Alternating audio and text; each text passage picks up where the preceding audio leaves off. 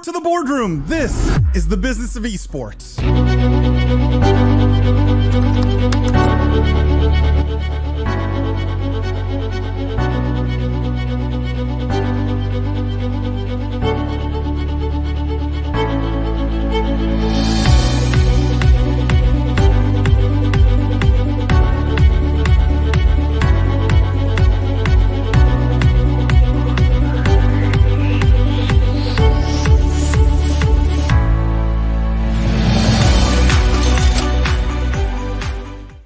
The worlds of gaming and esports are evolving every day faster than ever before. With yougov's living data, you can probe into the real thoughts and behaviors of esports fans and gamers worldwide. If you're a team, a brand, an agency, or a rights holder, you should be talking with YouGov. They're partners with the biggest names in esports and the biggest brands all around the world, driving compelling results every single day. Check out yougov.com/BOE and schedule a call with YouGov today. From the keyboard to the boardroom, this is the Business of Esports weekly news show / post-podcast live stream. I am Paul the Prophet Dawalibi. I'm joined today by my friends and co-hosts, the Honorable Judge Jimmy Baratta, Lindsay the Boss Poss, Jeff the Juice Cohen. For those of you who are new here, welcome. What we do is we cover the most pressing gaming and esports topics and news of the week, but we look at all of it through a business and C-suite lens. We dissect, we analyze the business implications of everything happening in this industry. And best of all, on this new show, we get to do it live with you guys. And so we invite you to participate, to ask questions, to get in our faces, to challenge us. It makes it so much more fun. It's the best part of doing this weekly show. How are you guys doing this week, Lindsay? Oh, I'm doing so great. We're actually taking my 3-year-old nephew to go see the monster trucks tonight. I'm very excited. He and I share the same birthday, and it's happening next Monday, so we're doing a little early celebration. I'm pumped. And for anyone out there who's attending the Esports Trade Association conference in Chicago, come say hi to me. It's actually on my birthday, so come say hi and celebrate my birthday with me. When is that coming up, Lindsay? This next weekend, so it's next Sunday, Monday, Tuesday. Really just Monday and Tuesday. Very cool. That's cool. Awesome. Monster trucks are super cool. I'm Jack loves excited. monster trucks. I'm pumped. I was going to say, Lindsay, I got, obviously we get the ESTA emails, and I got the, the advertising email for them, advertising the conference. And I never gave my permission for them to use my likeness in these emails, my image and likeness. I'm just teasing, of course. It's no issue, but it was funny. I had such a good time judging the pitch competition last year. I'm going to miss it this year, unfortunately. I'm surprised they're not flying you over. It's kind of a long flight. Paul's also got a pretty hefty rider, with his Perrier's and his high quality foods. That's true. Yeah, that's true. Yes. Room full of waters. I only drink water that sparkles. And some Mastro's butter cake. For a friend. How are you guys doing, Jeff, Jimmy? Very good. Very good. Jimmy, I have to shout out your background. For those who are not watching, for those who are listening and not watching, Jimmy is at Seinfeld's apartment. I'm in New York. Have you guys seen the meme? This is a total aside, but the one that says if Friends had happened in 2022, like if Friends had come out in 2022. Have you guys seen that meme? No. No? Do you have it ready? So Friends obviously aired next to Seinfeld. Yeah, hold on, I'll show you. 1 second. I'll share my screen here. Total aside, but very funny. And I think very true. There you go. If Friends aired in 2022. Oh my god, that's funny. I did see this. Which that's good. I like that. I couldn't tell. That's actually them and someone photoshopped. Yeah. I thought these were familiar or similar looking faces. This is crazy. No. That's so funny. All right. Let's Matt says woo weekly news. Matt, welcome. Good to have you in. Adam says Doc threw a football 70 yards in case you missed that news. That was crazy. That was a good throw.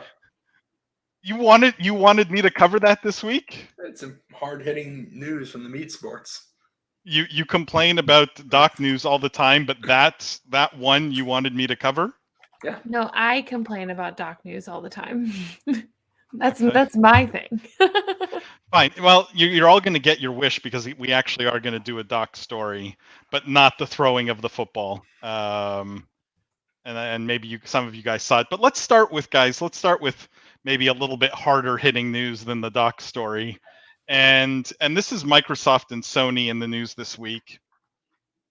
Let me read the headline here. Oops, I got to get rid of the friends thing. All right, here we go.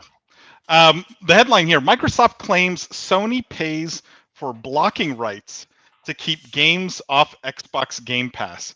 So this is the subheadline says it all: an explosive claim from Microsoft. And so Microsoft is claiming that Sony's paying for blocking rights to stop developers from adding their content to Xbox Game Pass. So basically, they're handing out checks to developers, and part of the taking the money says you cannot put your content on Xbox Game Pass. Now, we've talked about Game Pass a bunch. We've talked about how it's been successful in terms of growing so far. What do you think of this accusation?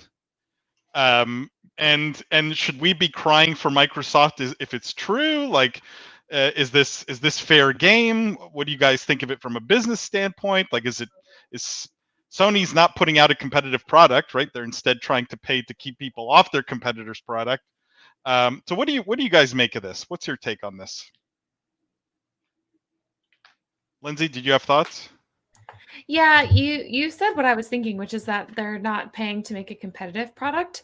I mean, there's a case that this makes sense, right? So that Sony doesn't lose out in competition to Xbox Game Pass, and I get that. But it seems like an interesting way to invest if it's like loads and loads of money. It seems like an interesting way to invest to keep people off of something rather than offering an alternative, which would seem to be a much more sustainable business strategy.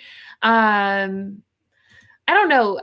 I good for the developers who are making bigger checks, I guess. I don't have an issue with that whatsoever, but I am a bit puzzled as to, like, there has to be some different long-term strategy, I guess, is the biggest thing. This isn't a sustainable way to do business there. Yeah. So now, are they paying the developers not to make these games exclusive to Xbox Game Pass or not offer them at all, right? Because I think there is a distinction to be made there. I'm not sure I understand the distinction, Jeff. So, like, the distinction would be a game could be available on both Xbox and Sony, but not Xbox Game Pass. Or someone was going to take it off Sony altogether, make it exclusive to Xbox Game Pass. I could see you saying, hey, I'm going to pay you to keep it on my platform, right? Versus not putting it on at all. I see. Yeah, that's actually mentioned in the article. So it says here, the reality is likely a little more complicated on both sides. Sony could simply be paying for exclusive rights for its own streaming services, or it may have clauses in some publishing contracts that prevent some games it publishes from being published on rival subscription services. So it's not clear if this is just like, hey, we're paying for the exclusive, you don't put this anywhere else, or hey, we're publishing this game on both platforms, but you can't put it on their subscription service. Right. I guess my point was, like, if they're saying, hey, make it not exclusive. So they're not saying like it can't go into Xbox Game Pass, period, but it's like it can't be exclusive to Xbox Game Pass. Then it's like fine, because they're just paying for the distribution rights. And I think in any case, I don't view this as like a big scandalous finding. Yeah. I mean, the console wars are won and lost by exclusive content. We sort of have talked about that many times. So when you have valuable exclusive content, people are going to pay to try to make it, or valuable content, people are going to pay to try to make it exclusive. So I don't know that there should be any like outrage or surprise there, right? Like we've seen Microsoft buy Activision for this very principle. Sony buy Bungie. So like this to me is not like a super big revelation. I'm totally with you, Jeff. I think what we have is is definitely a story that raises eyeballs, and then maybe the way it's presented or the title or what have you, or the way it was received by the public is more inflammatory than what it actually is, right? There's definitely a legal way to do this, which Sony, being Sony, probably most likely explored, and without really getting into the nuts and bolts of the article, it sounds like that's the process, right? That they just went about a legal process within their own contractual agreements with these devs to limit the scope and distribution of whatever the project was. It kind of made, when I first heard this or read this, it kind of made it seem like they were just going off to any, Jack and Jill in town and throwing a couple of dollars to say, hey, don't talk to those Microsoft people, right? So I think it's more of the former, and definitely to Jeff's point, more of not really not such a negative thing. Obviously, it's not open competition, and we can have a separate argument about the business implications of that. But if you're Sony and that Game Pass is really what Microsoft is putting a lot of their time, effort, energy, and future of gaming behind, kind of clever of them to hamstring it, right, with their existing relationships. But I would look for Microsoft to clap back, not just with the Activision acquisition, but perhaps doing similar things with other devs. So yeah, that was my thought on it. Matt here says, I feel like this is just going to blow up and come to a tipping point between Sony and Microsoft. I worry we'll reach the point where exclusive lose cross-platform functions, or some consoles will pay big money to claim the rights to Madden, 2K, etc., completely cutting the franchise off from one part of its audience. Justin says, however, I think we also need more information to really do or say anything. I mean, regardless, it smells a little bit to me like the YouTube gaming strategy, right? Like we're paying people, not necessarily because we think we're the better platform and people should be enticed to come to YouTube gaming, but really what we're doing is we're paying to keep people off of Twitch. And this feels a little bit like that, and it feels like defense, which I think is always weird to be playing in a growth space, when Sony is perfectly capable of playing offense and figuring out how to attract game developers to their platform, to their subscription service, etc. Like, you would think this would be a situation where the carrot is more powerful than the stick, but everyone ignores the carrot and goes straight for the stick, right? Like, we'll pay you, just don't go there, as opposed to come here and we'll make sure your game is massively successful because we have the best subscription service or we have the best streaming platform or whatever.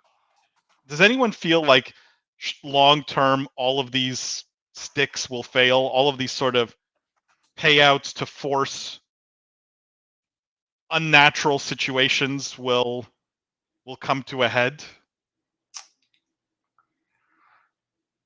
I think only certain exclusives can really drive. Like I think I see your point. Like there aren't that many exclusives that can really drive console sales, and that's sort of what this is about, right? It's about driving people, like, adoption of your console. So, like, how many games out there are there where it's like, if I can't play, I have an Xbox.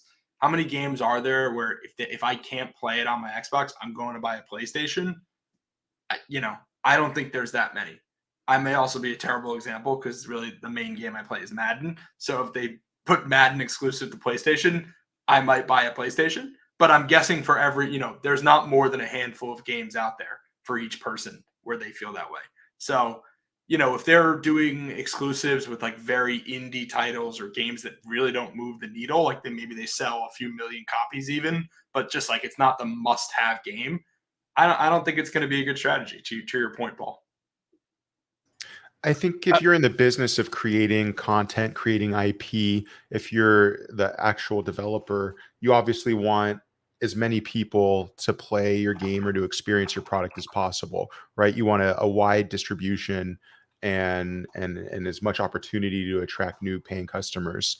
Then you have to leverage that against the publisher or whoever's hosting your product, right, or your IP or what have you, that has their own competing concerns with their own competitors. I'm just trying to liken it to, say like Netflix and Hulu and the streaming wars that we're seeing over there. And I don't know what I see happening, honestly, maybe might be some type of combination where you have certain IP, certain properties that are just so valuable that they do command that top dollar because they are going to drive guys like Jeff or guys that are loyal to that brand to their side. But then you have other IP that it's just like, hey, this is too expensive to make exclusive, right? It's like, at what point they can't do that with everything. So you got to pick and choose. And I think that there's a lot of perhaps targeting across the different, the users that you'd want to attract for that game. I don't, honestly, it's just such a complicated thing to me. It seems like there's so many moving pieces, but yeah, in summation, I think you would really see a lot of IP that's just open and freely available across the board, but really those few titles that are worth the expense to make exclusive. Because again, it's just too expensive to do it 100% or across everything. Yeah. This is going to come to a head inevitably, right? Like either Game Pass continues to be successful and it gets so big that developers don't want to be off of there, and Sony runs out of money trying to, keep paying them to keep them off, or Sony does get ahead of this and keeps enough big games off of Game Pass that maybe Game Pass growth slows or plateaus, and there's an opening somewhere there to do something. It's not obvious to me. It doesn't seem all that well thought out. It seems a little more reactionary. I think that's my issue with the YouTube strategy in general, and sort of my issue here. It's a reaction to the other guy doing something well, as opposed to sort of conviction in your own strategy. Justin says, missed my other comment, but there was a leaked contract from Resident Evil Village, but they did pay to keep the game off of Game Pass. Happened back last year. Well, I mean, that's a relatively big game, right? So if they can keep that off of Game Pass, that says something. I'm curious, Justin, how much did they actually pay to keep a game like that off of Game Pass? Hercules says, almost all Nintendo games are Nintendo exclusive and nobody complains. But if some game becomes PS exclusive, it's a scandal. I don't get it. Yeah, but there's a different conviction in developing your own exclusives or partnering with studios to develop your own exclusives than there is to pay to keep something off of Game Pass. I think that's like you said, Paul, they're playing defense. Like, I don't know that there should be a distinction, but it feels like there's a distinction where it's like an own studio working on a game that's financed, built for a console, versus a game that maybe is on both consoles and then you pay for it to be exclusive, or the IP has historically been on both consoles and then it becomes exclusive. So I don't think we're ever going to get rid of console exclusives, but maybe the fact that you are now for the first time seeing things that were once multi-platform becoming single platform is the problem. It's like people had a taste of it and now they're losing it, versus just never. Like, no one's like that upset that Halo isn't able to be played on PlayStation. You just like, it's like the way it always has been. But yeah. Bobby says, good day all. Bobby, great to have you here. And Justin says, people complain a lot about Nintendo, but most Nintendo people just accept the fact that they will continue to do bad business practices, sadly. I mean, Nintendo also has unique hardware, right? Like, the games necessarily don't, I mean, I'm exaggerating. It's not totally true, but like, most of the games are built for the Nintendo hardware and probably won't be the same experience on, on a PlayStation or a PC or something else, right?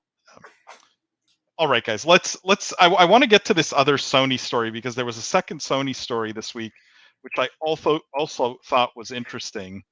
And the headline here is, Sony might be going all in on PC gaming, Spider-Man files reveal. So users, it says here, spotted references to a PlayStation PC launcher in the internal files of the Spider-Man remastered PC port. So according to this, and this is just, it's a rumor essentially because it's being dug up by data miners here, but that a PlayStation PC launcher, so in other words, their own launcher, game launcher, is coming from Sony, and they want to make their games exclusive to that platform. So things like God of War, Horizon Zero Dawn, this new Spider-Man remastered, etc. all, instead of being able to get it on Steam or other places, you will only be able to get them and launch them from the PlayStation PC launcher. Now, we've seen a proliferation of launchers over the last few years, right? Origin/EA has their own, there's Steam, Activision Blizzard has their own, Epic has their own, Riot has their own, Ubisoft has their own. Like literally every big game developer now has their own, or publisher has their own.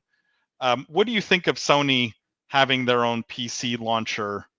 As a business move, but also, I mean, from a gamer standpoint.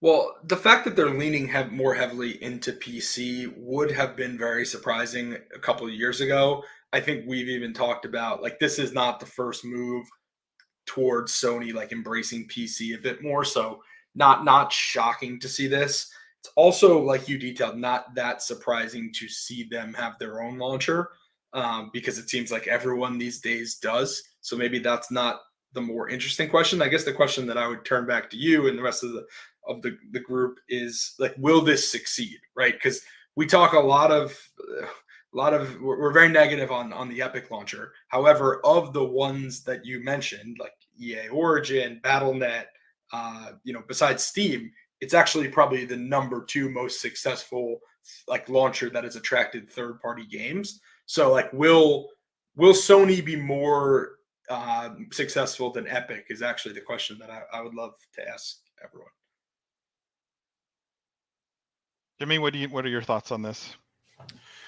I mean, just immediately when the story came out, my first thought was just like, oh, great, because a lot of these games I can finally try and play, and I was excited for that.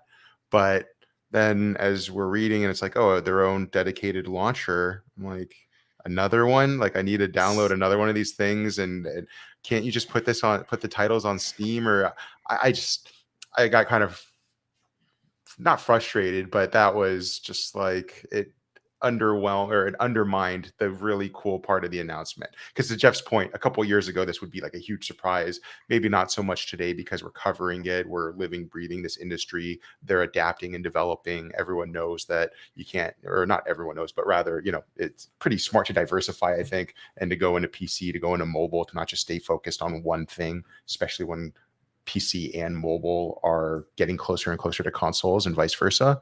So love that this is coming to PC, because I haven't played any of the Spider-Mans except for like the first one that was exclusive. And then I said, I'm not going to buy a PlayStation just for this game, unlike Madden for Jeff, right? But I just, why its own launcher? That's so annoying. Can I ask the tough question, guys? How many people do you think don't buy or get this new Spider-Man remastered game, or whatever game Sony launches on this platform, because they say, if it's not on Steam, I'm not going to get it, right? I'm not going to go get the Sony PlayStation PC launcher. Like, truthfully, how many people do you think they lose?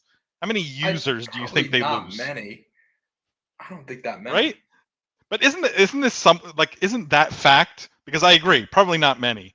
But isn't that fact in and of itself counterintuitive? Because from a gamer's perspective, I hate this, right? Like, I literally hate this. I was just setting up, I had wiped all the hard drives on my main gaming PC when I came here to Dubai here, and I was just setting it up the other night.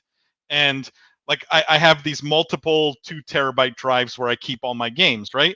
And it used to be simple. I had one drive with my Steam library and one drive with like everything else, because there were maybe 2 launchers. Now all the other launchers probably have more games that I play regularly than my Steam library. And so, like, from a gamer's perspective, it's a hassle. There's half a dozen launchers I need to download and manage. Are you guys not surprised that there isn't more pushback, and like, or is the draw of the game so powerful that all these companies know that they can push people to their launcher as a consequence? I'm wondering what they're looking at on the back end, and one person did suggest that it might be user data, it might be something else, but because I think that we all agree that making games more PC focused or moving to PC is that's not a bad thing. I think Paul would be over the moon if games were only on PCs. So certainly moving console exclusives to PC is something that all of us support wholeheartedly. When it comes to how companies are doing that, I feel like this is the streaming wars all over again. With Steam used to be the only launcher, and then Epic Games decided, oh, Steam's doing too much. We want to do our own thing. We want to have our own launcher. And now Sony's jumping in instead of using either of those launchers, developing their own. Like, it's just, I don't know. I'm with you guys in that I think that the diversification of all this is just going to fragment the user base quite a bit. But I'm wondering on the other side, like what the executives or what the decision makers are seeing at Sony that's making them say that no, developing our own is better. I think it's a data play, right? Like they want access to that user behavior. I don't know if they get that, Paul, maybe you do with Steam, or if they were to go to something more publicly available. But I thought my thought, Lindsay, was, because I was curious too. I thought it was a data play that, they want to control the user experience. They want to know what, they want to offer chat features. They want to know how often their users are logging in, for how long. They want to control the payments process, right? And limit the need to outsource or to cut in any other party that would take a fee of that.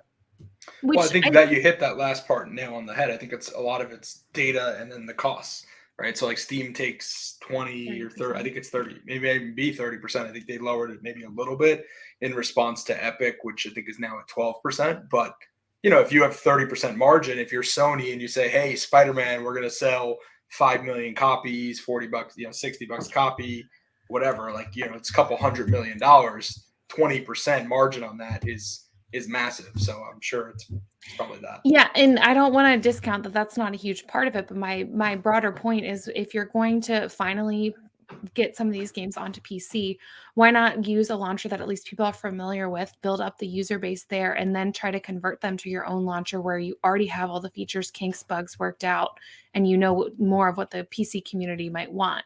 Like, the part that I'm not understanding, I guess, is the straight jump to let's just create our own launcher. They're going to frustrate, I think, a lot of users. They're going to have a lot of pain. To some extent, I think it's probably arrogance, right? You're like a big company, you're Sony, you say, we're PlayStation, right? Like, we have our own console. We're one of the, arguably 3 to 5 biggest gaming companies on the planet. Like, we don't want to we don't want to be beholden to Steam. Like, we are going to create our own launcher because we have to control our ecosystem. But don't you guys think also Steam's sort of control and grip is slipping away the more launchers that there are? And let me just make my point, right? Like, when it was just Steam, asking someone to go download a game anywhere else, really hard to do, right? When Steam is your whole gaming universe. When it was Steam and Battle.net, you're like, okay, to play WoW and stuff, I have to have this other launcher, but most of my stuff's still on Steam. At the 3rd, 4th, 5th, like at the launcher number 6, you're sort of like, well, I have to download 5 other launchers anyways. What's one more? It sort of gets easier, and I feel like the distribution power of Steam is being eroded the more launchers that there are, because gamers are just getting used to multi-launcher ecosystems, right? This is just the reality of life now. And by the time we get to 10, 12 big launchers, people will just, I feel like, not care where the game's coming from. And Steam in some ways loses a lot of its market power that way. It's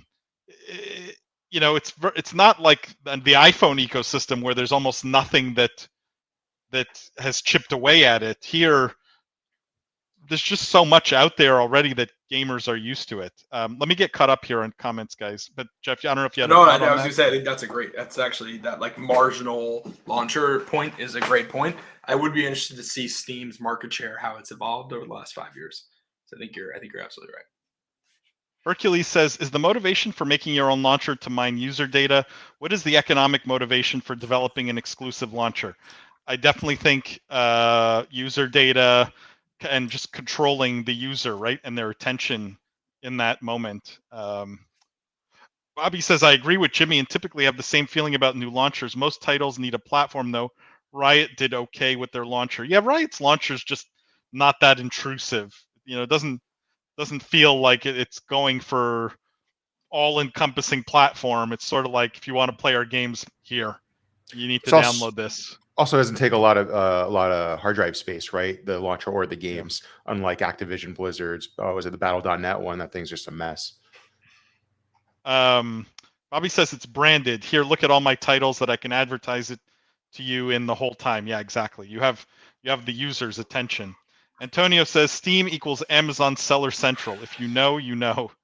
I don't know. I don't really understand that. I also don't think Steam has that dominant of a position in the same way Amazon necessarily does. But I would love Antonio for you to elaborate on that. Adam says, as long as it's free, people will download it, but it's super inconvenient. Must be benefits from creating your own launcher, but as a gamer, I would much rather have just one launcher. Adam, I totally agree. I also think maybe some of these companies, like the user data has to be so valuable that they've done the math and said it makes sense to develop, maintain, right? Steam also has a bunch of like communication server. Like Steam has a lot of stuff built in that you don't necessarily need to reinvent the wheel. And so the user data must be really valuable for them to do the math and go, you know what, this makes sense. Let's go put our own thing out there. I think this was a big part of like Tim Sweeney's point. I think he was like, I forget the number he calculated at, but it was something like, all right, like it's like 8%. And that's why they made theirs 12%. And they have, obviously they keep some margin, but he was like, the actual costs are, when I forget, maybe it was 5%, maybe it was 8%. But you would think that Steam doesn't really move fast. And so maybe they just like, maybe this is just a miss, but or maybe they've actually done the math. I assume they probably have, but like you would think that Steam, in a response, if they're actually losing market share, would sort of do this analysis and get to like the marginal point where it's like, all right, maybe we don't take 30% of revenue, maybe we take 15%, because we know at 15%, no one's actually going to do the cost of building it. We'll keep our 100% market share, but like we give up some margin, but we keep like the whole user base. I don't know. I mean, the problem is like that hasn't panned out, right? Like if that was a perfect argument, Sony would have gone to Epic and said, "Hey, why don't you guys distribute our games and do all this? Because we know it's going to cost about the same for us to do it ourselves." You know what I mean? Like if that argument held up, why hasn't Epic stemmed or swallowed other launchers?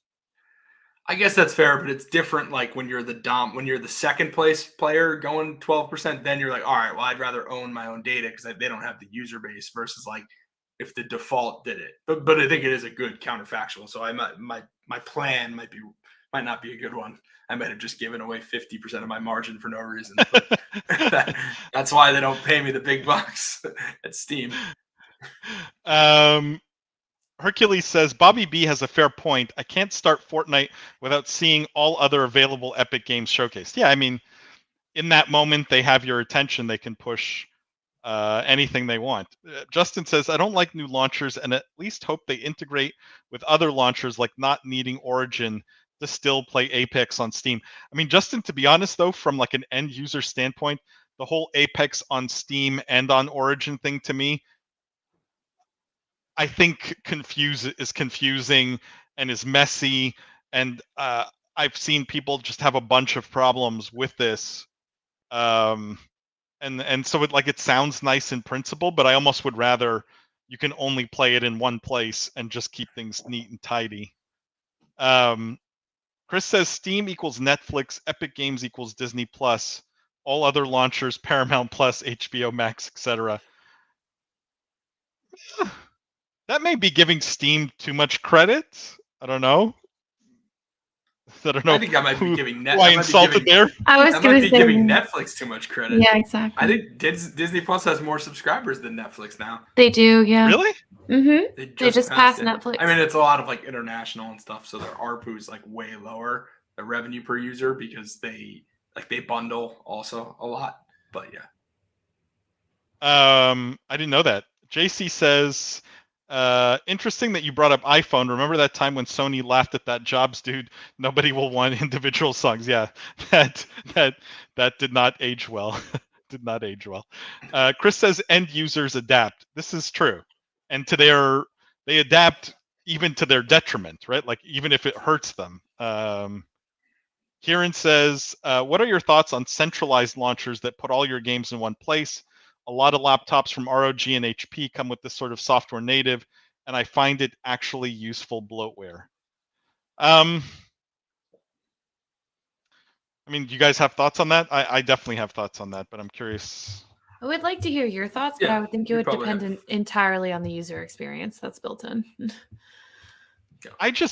I hate anything that feels like bloatware to me, and that always does until like that those things always get uninstalled immediately because I just don't want to have one more thing installed or one more thing running. Like I'm very particular how my PCs are set up. So I may be in the minority here. The one that I think everyone ignores is like NVIDIA. If you have an NVIDIA graphics card, GeForce Experience can sort of detect and optimize all your games for you, and that comes basically with NVIDIA GeForce Experience. But in reality, those aren't like it's not really a launcher aggregator. All it does is it provides easy shortcuts. I mean, it's no different than putting all the shortcuts for your games on your desktop.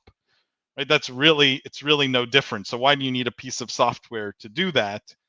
I think there would be benefits for an all-in-one place if it was not just an aggregation of shortcuts. If there was some ability to do things like status to friends list, things like that across games, across platforms, like making all launchers truly cross-launch.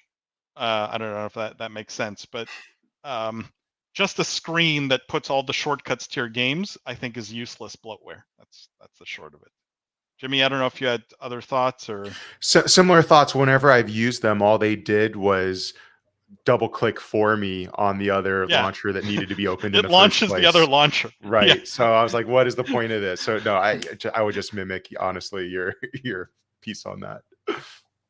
Antonio says they take almost 50% of sales off their store. Standard is 30%.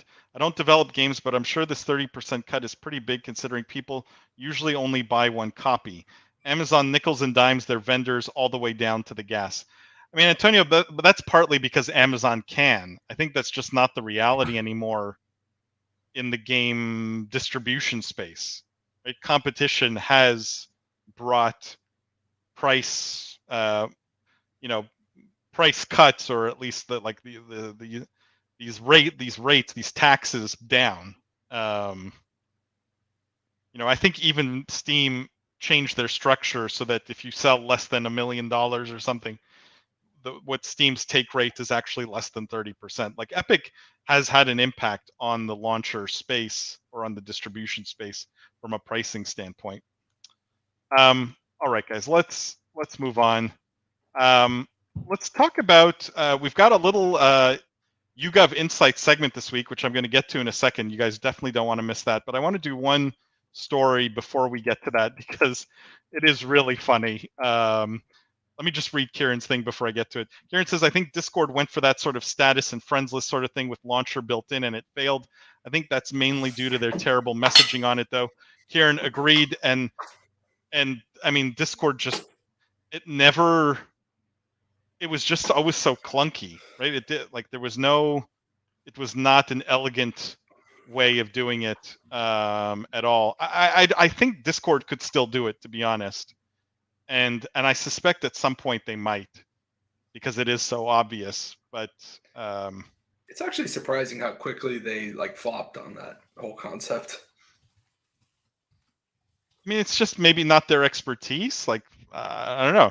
They've rolled out 10 billion other improvements on the communication side, right? And I think there's a lot of pressure from their investors to monetize what they've got. So, I think a lot of the development effort has been in features to improve monetization. That's my guess. Mm-hmm. So, anyways, guys, this story from EA. the headline was just so funny. The headline says EA claims FIFA players love the game's loot boxes. So this is a statement from EA. I like the article says they're once again saying something controversial, but they're claiming that FIFA players love the foot packs, the game's loot boxes. EA's defending the food packs and claiming players love them in a new statement. What they said is, we wholeheartedly believe that Ultimate Team and food packs, which have been part of the game for more than a decade, are a part of FIFA that players love. Fans love that the game reflects the real-world excitement and strategy of building and managing a squad. Giving players the choice to spend if they want to is fair. It's worth saying that spending is entirely optional in our game, and we do not encourage spending over earning rewards through gameplay. They also say that 9 out of 10 food packs opened in FIFA 22 were earned, not bought, which I thought was an interesting statistic, because I would not have guessed that 90% of the loot boxes were earned and not bought. So what do you guys think of EA coming out and reassuring us that the players love the loot boxes? Well, done deal, right? Case closed. All right. You put that to bed. I mean, to be fair, no. I think my answer is sort of a jokey one as well. It's like, to be fair, like, people are engaging with this mode and spending money, and you can't tell me that like each one of them is doing that begrudgingly, being like, I'm so addicted. Like, one of these people you see at a slot machine in a casino. Like, yes, there are people that overspend on these things, and that is obviously a serious situation, and people have addictive tendencies. But like the vast majority of people who are playing this mode do enjoy it, right? Would they like it better, obviously, if all of this stuff were free? Yeah, I'm sure they would. But like, that's like me being like, I like going to bars and buying alcohol. I also would love it if that alcohol was given to me for free. But that doesn't necessarily make it like, that doesn't mean that it's bad. That analogy is not totally true. The better analogy is, you like going to bars, right? But imagine if you put your $10 down and the bartender just decided what to give you based on no decision of your own. Or you can go into that same bar, give $10, and they serve you the old fashioned that you love.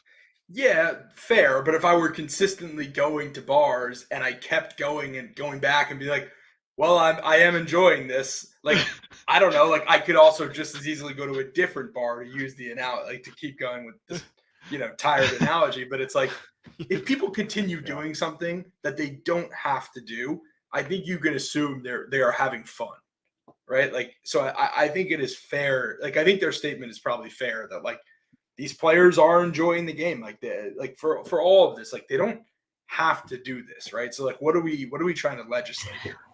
I mean, I don't know that that's a good comparison, though, because what's the converse? If most of these are earned, we don't know what the motivations for earning them that could be. It could just be that they're enjoying playing the game and happen to get this as a byproduct. So that's the first issue. The second issue is, I know that there's a small portion of people who are spending on these, but they could potentially, again, be spending in a different way that would be more conducive to what they want, i.e., buying the things that they want instead of taking a chance on loot boxes, making more money for EA. So there's not a good baseline here to compare to assume that people don't necessarily have an issue with this. Like, I still think that you have a good point, Jeff. I want to make sure that we also point out that we don't know what the alternative is. So saying like, this is a decent option is fine, but when it's also, I'm sure the alternative is like the players would like it better, but the game wouldn't make as much money, right? So like, it would be. Would it though? I mean, what if you did away with loot boxes and instead offered expanded packs of content that had specific rewards? If most people are getting them through earning them, if most people are achieving loot boxes by earning rather than buying them, wouldn't that be a better monetization strategy? And Lindsay, to your point, doesn't the data point prove that maybe their statement is incorrect, right? The fact that only 1 out of 10 buy them, exactly. Maybe they don't love them that much, right? Yeah, maybe if they were so great, 9 out of 10 would be buying them. Mm-hmm. Yeah, I don't know. This reminded me of this tweet that I shared in chat, but it's black bears with knives are virtually harmless, according to a new study by the Knife Wielding Black Bear Association. Like, that's what this article exactly reminded me of. Let me get caught up here. Bobby B says, want to talk about horrible launcher experience. Who's using Overwolf? Bobby, no one's using Overwolf. No one. Kieran says, if I had to guess, they probably had an exec who wanted to do it, started the project, and left. Talking about Discord. Yeah, maybe. It could be one of the reasons. Matt says, it's that 10% that spend millions. I mean, it's true. A lot of these are whale driven. Matt says, kind of like freemium gaming addiction, which is a real thing. The 10% was still, in my mind, the most surprising thing of this whole story, more than this very kind of silly headline, in that I really thought it would be a much greater percentage of players that were buying loot boxes. No, so the 10% is the amount of loot boxes, overall loot boxes, to amount of loot boxes that are bought. I do think the payer, yeah, they mentioned it a few times. It's not much higher, but I think it's like 33%, which relative to like most freemium games is massively high. Most freemium games are like 3 to maybe even like maximum, like a social casino game is like 10%. I think Ultimate Team, I'll look it up and put it in the chat, but I think it's something like 33% are payers. The 10% that they were referring to is of all the loot boxes like that are given in the game, 10% are bought versus 90% are given away. Does that make sense? But again, the conclusion you could draw is either people don't love the loot box mechanic and they're just not buying many of them, which, I mean, or that they give out so many earned that percentage ends up being skewed, right? Like that the game just gives out a lot. I'm still unclear here because there's not enough data if they would be better off having just an item store, if they would make more money with an item store. I think the problem is that because it affects gameplay, it becomes hard. Like everyone would immediately be like, oh, I'm just going to buy like the Lionel Messi, like best card. And like, you need that sort of like randomized scarcity. I mean, well, none of us are game developers, but I think it has something to do with that versus like a cosmetic item. Like in Fortnite, you could sell a billion banana skins because it doesn't really matter. Like, yeah, it's good to be rare, but like everyone having the banana skin like doesn't really impact everyone else's ability to have the banana skin. Whereas like when you're trying to balance a game, like not everyone can like line their roster with the best players, sort of. So the person who randomly got it by chance gets to have an advantage in game. Yeah, I mean, I guess, or you maybe like bought a billion packs. I don't know. Hercules says, I thought active esports athlete needed to buy enough foods to ensure a full set of top players. I mean, that's like Hearthstone also, right? That's not, I mean, most of these free-to-play card-based games, Hearthstone, you can only get to a certain level until you start buying, like, unless you start buying packs. Chris says, Torolf Bjornstrom's Let's Go Whaling still holds strong. I think making reference to Lindsay's knife-wielding bears there.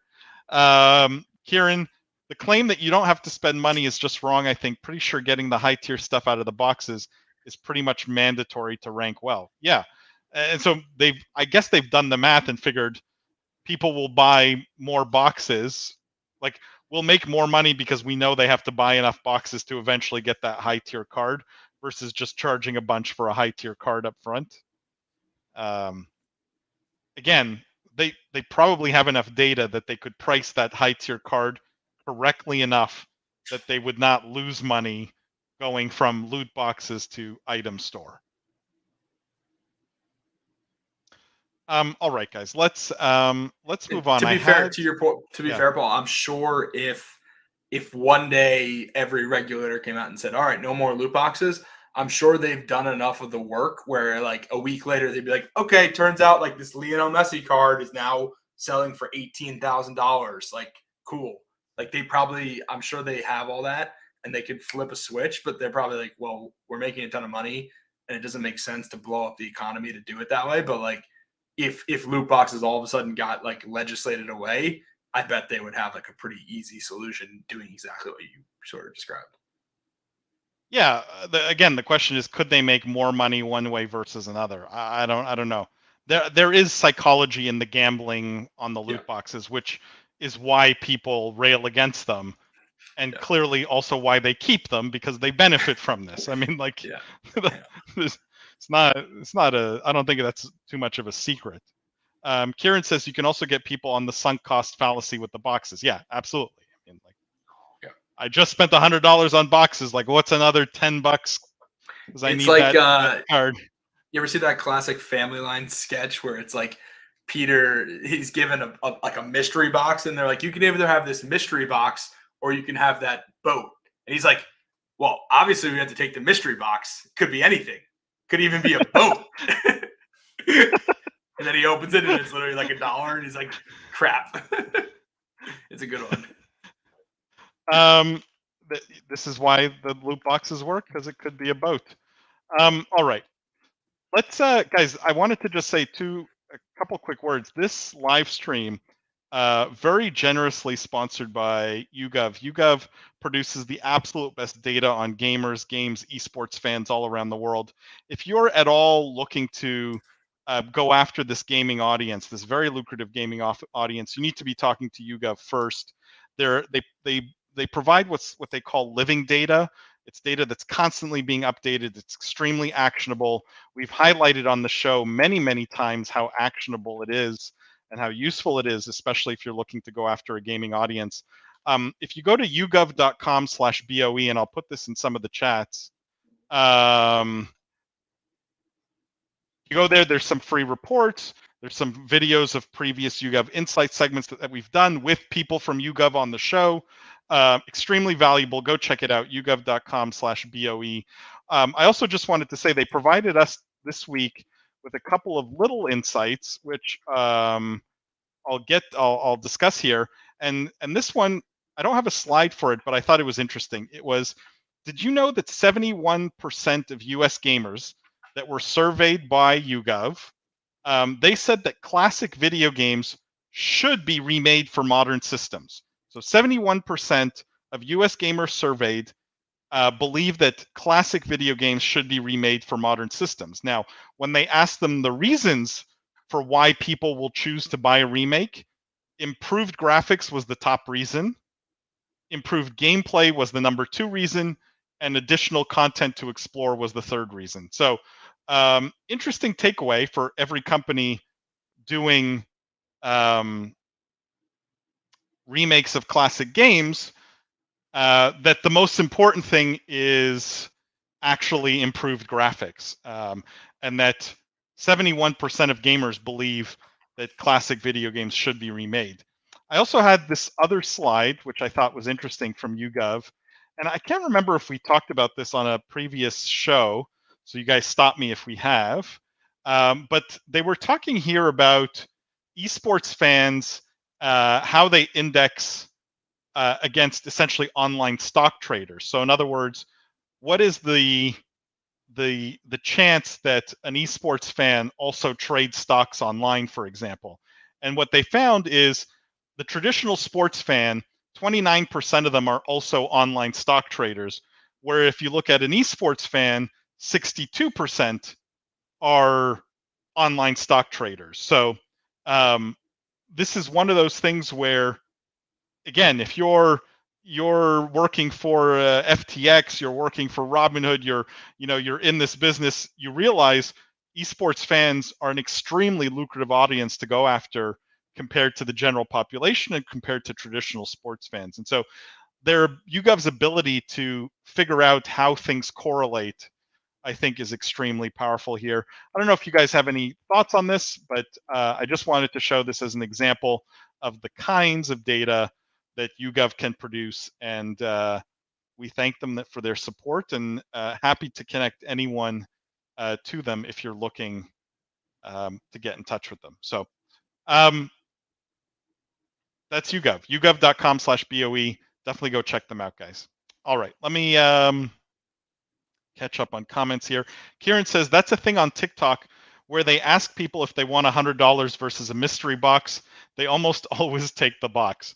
I mean, Kieran, how does it end up on TikTok? I'm curious. Is there anything usually good in the box? Hercules says Paul should tilt down at 50%. Hercules, don't talk about my camera. I'm sorry. My whole setup is behind me. You can't see it.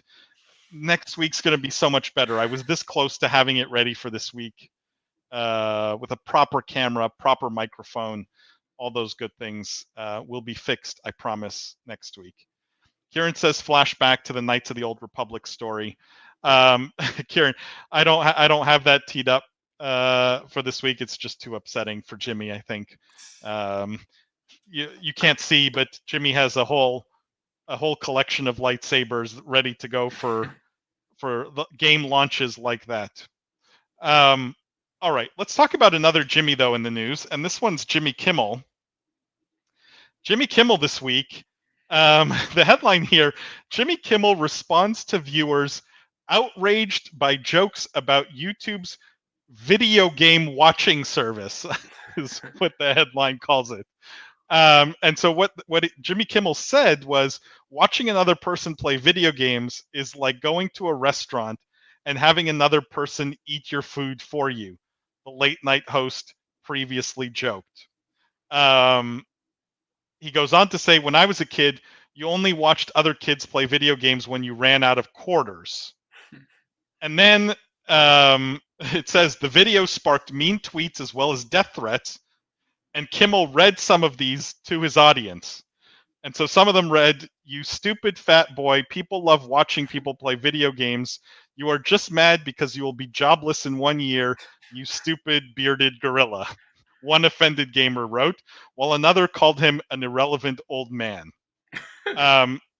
When he approached this, or when he addressed this, he said, this is Jimmy Kimmel now, people got so fired up about this. He said, why? I'm not sure, but I'm an open-minded person. Maybe I'm missing out on something. Maybe it's a lot of fun. So if one of you wants to invite me over, we can watch people playing video games together. And who knows, maybe I'll like it. So kind of a silly story, but a fun one, I think, to talk about. What do you guys think of a little bit of the tone-deaf kind of Jimmy Kimmel's first jokes? And I get it, they're jokes, right? And comedy is comedy. And then the reaction, and then his apology, call it / recovery. And is this a good look for gaming, or or have we set ourselves back a bit with this? Well, I think the jokes are pretty hilarious, and it also makes you kind of realize, like, when we step outside of our bubble that we all are in, where we know this world, esports and streaming and Twitch is still it's a massive business, and it's rapidly growing, but it's still not entirely exactly mainstream, because 5 years ago, 10 years ago, we all would have thought this. And I bet if we talk to the average Joe on the street, they probably still are like, wait, people watch people play video games? I dealt with this a lot when I was an analyst covering the gaming space. Like, you talk to really smart, successful, like, people, and they were that esports and game streaming was a thing. That maybe they'd be like, oh, like, that's the thing, like, my grandkids play in the basement or something. Like, they still don't get it. So the jokes I thought were funny. What is sort of disappointing about the story is just like the people that came, like, clap back with such, like, vitriol about what is clearly a joke, A, and B, it's like, even if it wasn't a joke, it's not meant to, like, insult anyone. He's talking about watching people play video. Like, it's not like he's like, anyone who watches people play video games is a total loser. That's gaming culture, though. Yeah, right? But it's like so I agree that it is, but that's the disappointing part, where it's like people sending death threats. That's the most unsurprising part about this to me, though, right? Yeah. Like, if you insult gaming, they're going to tell you to die. Like, that's I feel like that, to me, that was the least, not objectionable, because that's obviously not good, it's not good or funny, but I would expect that to be the backlash from the trolls and the online, gamers that we see. What was surprising for me was, to Paul's point, that how tone deaf it was, because, it's funny. I thought that this kind of sentiment or misunderstanding or just lack of awareness was resolved years ago, but I guess not. When Ninja was on Jimmy Fallon, different Jimmy, all three Jimmys, by the way, just great name, great people, attractive, funny. But when Ninja was on Jimmy Fallon about 2 or 3 years ago, I showed that clip to my parents because it was really an aha moment, I thought, for mainstream, when Jimmy Fallon was like, so I don't get it. You're making millions of dollars playing video games and people just watch you. And Ninja handled it so well. And, shout out to Jess Blevins, who was on the show. I don't have that right up in front of me right now. Go back to our podcast feed, take a listen. But Jess Blevins' husband, Ninja, on Jimmy Fallon goes, well, yeah, you just watch LeBron play basketball, don't you? You watch any sports star play whatever. He goes, well, people watch me because I'm way better than they are. I can do things in the game that they can't. And when Ninja kind of explained that, and again, this is me truncating like a 5-minute conversation, Fallon, you could see the aha moment on him where he's like, oh, that makes perfect sense. That's what they're interested in. And I also saw a meme too, where it was a dad watching his kid with his arms in the air, like, you're just watching people play video games. I can't believe this. And then he goes and sits on his chair and turns on the NFL and watches football, right? So again, kind of tone deaf, kind of like, how are you missing that? That's their form of entertainment, what they like to do, and also the talent that a lot of these streamers and professionals have now. But yeah, I don't know, Jeff, sorry to jump in there, but that was not that it's not objectionable, right? Like death threats, stuff like that, not okay. But I would expect that from this community above any other community to take it to those extremes. Yeah, just tone deaf on Jimmy Fallon's part. To your other question though, Paul, about the apology, I don't know how many people in a room came up with that apology, but I bet it was more than 5. And it still seemed to not really be enough in terms of like, I don't know, it was just like, oh, sorry, hands up, sorry, my bad. I thought he could have done it a little bit. I don't know, I would expect more for the amount of resources I know were involved. Excuse me, I know we're involved. Look, I'm not a Jimmy Kimmel fan. Same. But I don't think he had to apologize, right? Like, it was a joke, so there was no apology required. He made a joke. Now, do I think the joke was funny? Not really. Like, I think this would have been really funny 4 or 5 years ago, but I do think we are past this, right? I think the majority, even in our bubble, I think there is a recognition outside the bubble that this is a thing, that this exists, that people make money doing this. Like, I think we've gone past some of that. And so this is a little bit less funny than it would have been, I think, a few years ago. I think that's my only issue with it, is that, it's one of those jokes that would have been hilarious like 4 years ago, but now it's kind of like, meh, like you're the 50th person to kind of make a joke at gamers' expense. Like, it's not that funny. But he didn't need to apologize. And I agree with Jeff. The reaction was a little vicious for like a joke. Totally unnecessary. Kieran says on TikTok, it varies pretty much 50-50 from what I've seen of whether it's worth taking the box or not. Interesting. Kieran says, I will text him and invite him over. No sweat.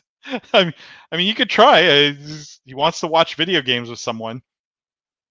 Justin says, I think it makes sense people watch others play games. Did no one grow up watching their parents or siblings play or other friends play? Justin, such a great point.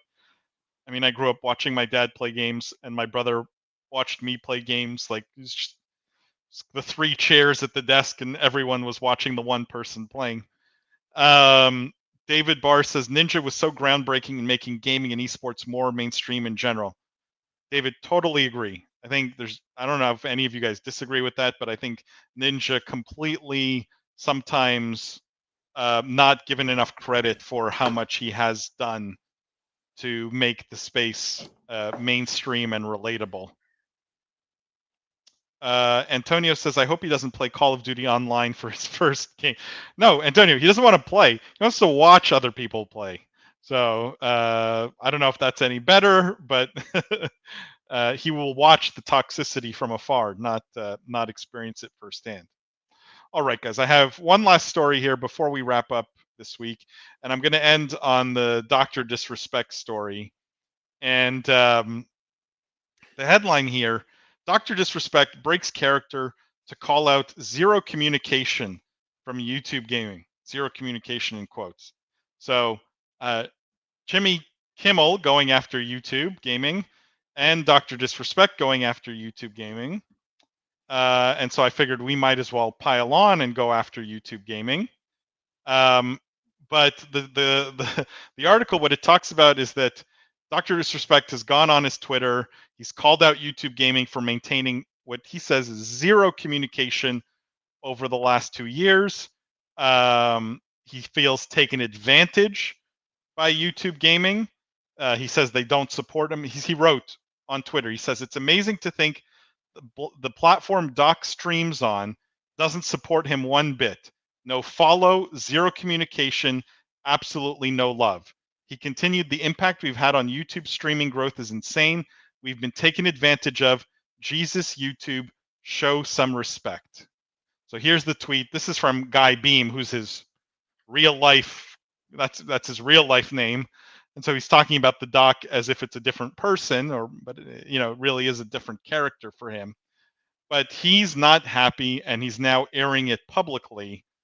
And I'm curious if you guys think this is just him airing frustrations.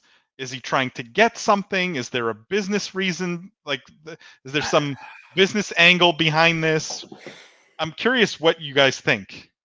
I think a lot of things. I mean, number one, like last week he was going to quit streaming. Now all of a sudden he's mad because like the CEO of YouTube's not calling him and like having a sit down meetings weekly to like discuss his numbers. I don't know. To me, then it's like, okay, well, why air this out publicly, right? Like the doc is clearly a guy. He's got representation. He's made a ton of money. He signed a multi-million-dollar exclusive deal to go to YouTube. So like, my guess is he could get in touch with whoever runs YouTube Gaming, probably whoever runs YouTube pretty quickly. So why do this on Twitter? Like to me, it's all a negotiating ploy. And like, I'm kind of sick of seeing these streamers like come, and I guess people feel the same way sometimes about athletes where it's like, oh, the guys who hold out or make comments, it's like they're already making a ton of money. Like, I don't know, like he's like looking for sympathy from us where it's like, I don't know, you got kicked off of Twitch because you went into a bathroom and filmed yourself peeing. And now you went and signed a multi-million-dollar deal with YouTube and you're complaining to the world because like they're not giving you enough love. Like, I don't know. Like, I just don't care. Like it's sort of like, I don't like there's way bigger problems in the world that people need to worry about than like the doc not like getting enough like love and support from like YouTube, who's paying him millions and millions of dollars. So I don't know. Sorry, that's my rant.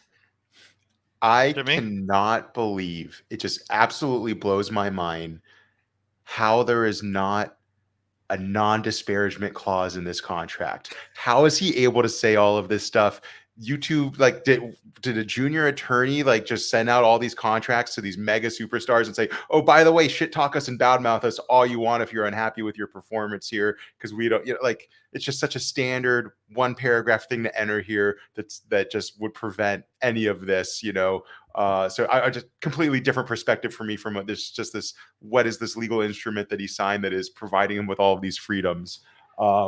But to the point of the story, I guess, that aside, and that's more fundamental or foundational to the point of the story here, it says a lot that he broke character to do this, because we know how, to your point, Jeff, I mean, it's the first time he broke in forever.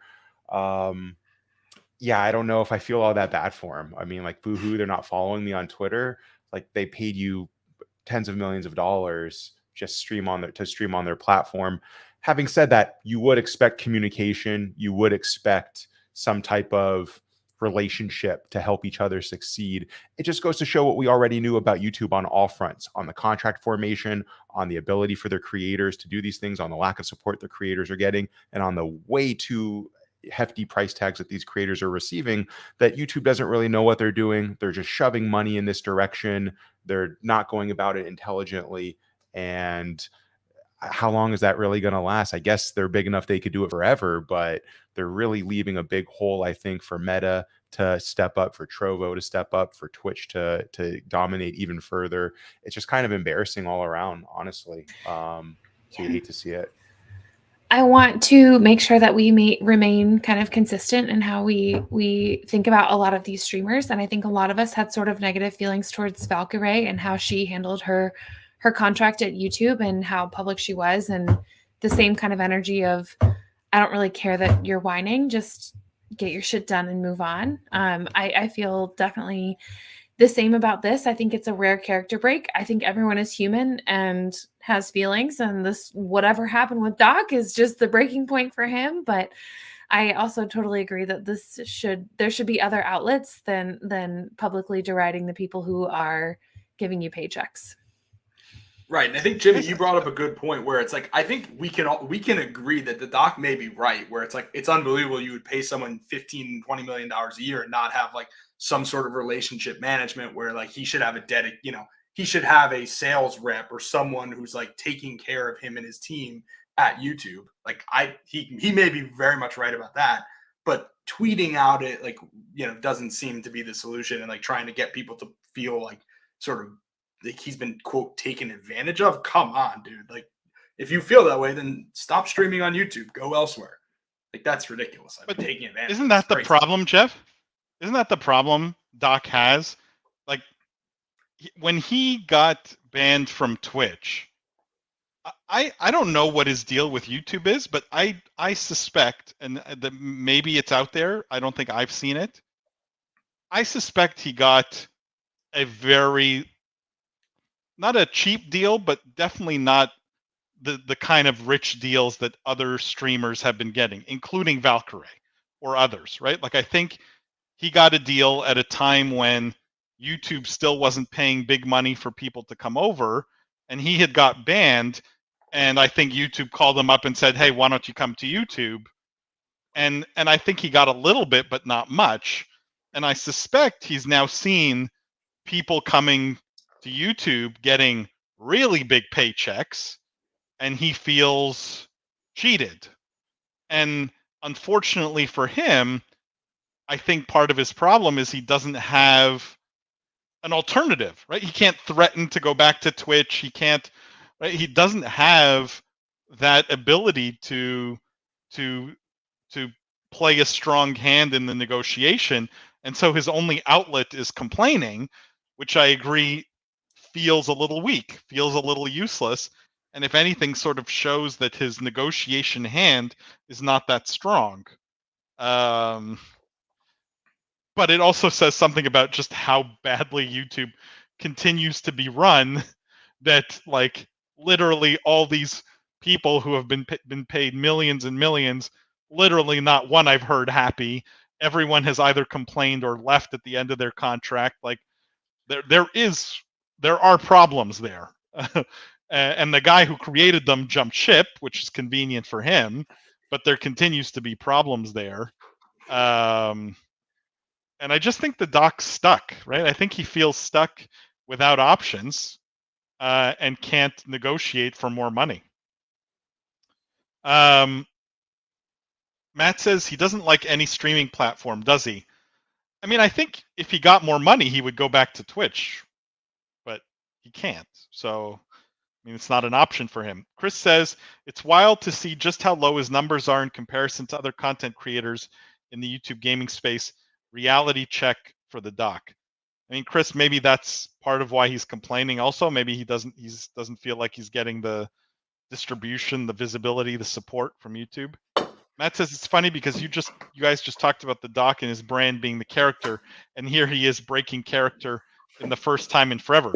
I mean, keep in mind, Matt, he still talks about the character as if it's a separate person. So I'm not sure he didn't come out and do this as the Doc, I think, on purpose. Right? The Doc doesn't whine and complain, but the human being, Guy Beam, can whine and complain. Antonio says YouTube has money to burn. This is true. They do have, and they do burn it. Adam says, I'm looking for work, and it sounds like YouTube should just hire me as a Doc manager. Adam, I think this is a good idea. Maybe you should reach out. I think that's actually a really good idea. You would be a huge improvement over everyone at YouTube right now anyway. So I agree with that. All right, guys, that wraps up this week's weekly news show / post podcast live stream. Just a reminder to everybody, we do this every week, 2:30 p.m. on Wednesdays, 2:30 p.m. Eastern time. Bring your friends, bring your colleagues. Thank you to everyone who came, everyone who commented. I'm always humbled. We're always humbled by all of you showing up. We really appreciate it. It's so much fun every week. Also, don't forget, subscribe to all our socials, YouTube and LinkedIn and Twitter and Instagram and TikTok and you name it. And say hi to me in Chicago. Don't forget that either. Everyone say hi to me in Chicago. Everyone who's going to ESTA, make sure you interrupt Lindsay. Doesn't matter what she's doing. If she's in a serious conversation, just walk right in there, interrupt, and get in there and say hello. But yeah, that Hercules says good night from Norway. Hercules, good night to you. Thank all of you guys for coming. Jimmy, Lindsay, Jeff, thank you guys as always. We will see you all. Don't forget, the future is fun. We'll see you next week. Almost forgot.